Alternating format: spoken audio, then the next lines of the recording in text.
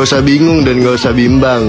Cinta di zaman sekarang bukan siapa yang berjuang, tapi siapa yang paling banyak uang. Makanya itu para wanita banyak yang memakai pakaian tapi seperti telanjang. Anjay.